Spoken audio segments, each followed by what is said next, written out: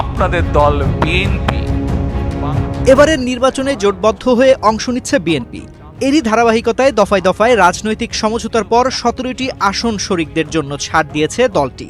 এসব আসনের বেশ কয়েকটি বিএনপির বিদ্রোহী প্রার্থী রয়েছে। এর বাইরে 283টি আসনে দলটির প্রার্থী রয়েছে। সব মিলিয়ে 300 আসনের মধ্যে শতাধিক আসনে রয়েছে বিএনপির বিদ্রোহী প্রার্থী।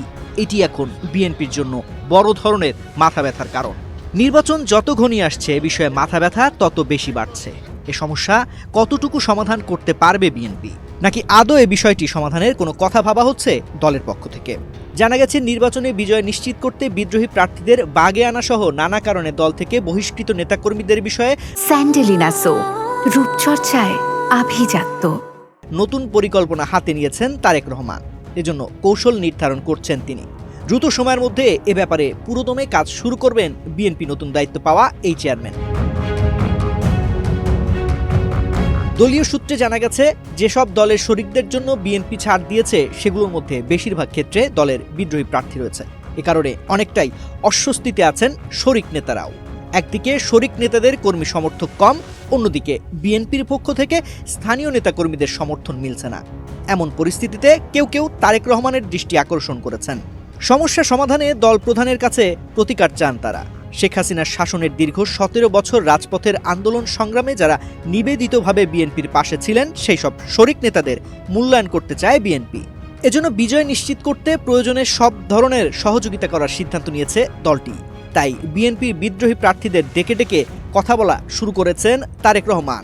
ইতিমধ্যে অনানুষ্ঠানিকভাবে অনেকের ডাক পড়েছে গুলশান কার্যালয়ে। এ বিষয়ে তিনি বিদ্রোহীদের সঙ্গে খোলামেলা কথা বলেছেন।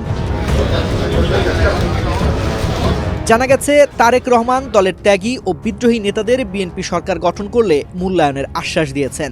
অনেকেই তারেক রহমানের বক্তব্যে সন্তুষ্ট, কেউ কেউ ভেবেচিন্তে সহযোগিতার আশ্বাস দিয়েছেন। বিএনপি মনে করে আগামী 21 জানুয়ারি প্রতীক বরাদ্দ হবে, এরপর শুরু হবে প্রচারণা। এর আগে অনেকেই মনোনয়ন প্রত্যাহার করবেন। এতে চলমান জটিলতার অনেকটাই নিরসন হবে। এর বাইরেও কোন কোন কৌশলে বিদ্রোহী নেতাদের শান্ত করা যায় সেদিকটাও ভাবছে বিএনপি। ইতিমধ্যে দলের পক্ষ থেকে সকল বিদ্রোহী প্রার্থীদের মনোনয়ন প্রত্যাহারের বার্তা দেওয়া হয়েছে।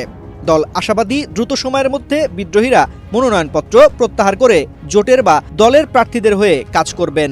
পার্টি মনোনীত প্রার্থীকে বিজয়ী করতে সবাইকে নিয়ে ঐক্যবদ্ধভাবে মাঠে নামবেন সবাই। শেষ পর্যন্ত কোনো নেতা মনোনয়ন প্রত্যাহার না করলে তার বিরুদ্ধে কঠোর অবস্থান নেবে বিএনপি। দলের এমন মনোভাবও অনেকটাই স্পষ্ট। এমনকি নির্দেশের বাইরে গেলে প্রয়োজনে তাকে দল থেকে আজীবনের জন্য বহিষ্কার করাও হতে পারে।